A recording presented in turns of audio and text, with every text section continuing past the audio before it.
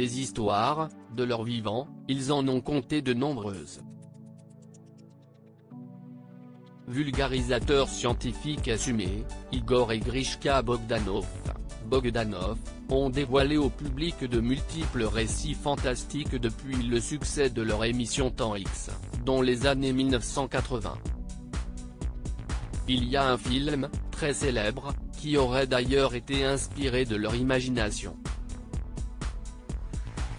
Le premier volet de la saga Matrix, des sœurs Wachowski, avec Keanu Reeves.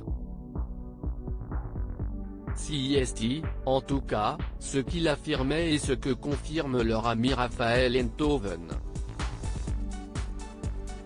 La mémoire double, qu'il avait écrit à la fin des années 1970, est un roman dans lequel un homme découvre qu'un fait son monde est une illusion et que la matrice, le mot est employé par eux, leur ami dans la tête, rappelle l'ancien compagnon de Carla Bruni via BFM TV, le 4 janvier 2022.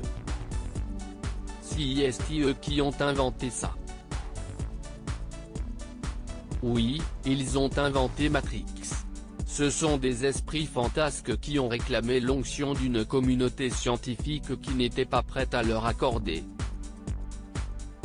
Ils ont beaucoup souffert de ça. Igor et Grishka Bogdanov avaient d'ailleurs dénoncé le plagiat commis, selon eux, par Lana et Lily Wachowski en 1999. Mais leur plainte n'avait trouvé que peu d'oreilles attentives. Les défunts jumeaux avaient aussi été accusés de plagiat par l'astrophysicien Trinh Xuan Tuan à cause de leur livre Dieu et la science, paru en 1991.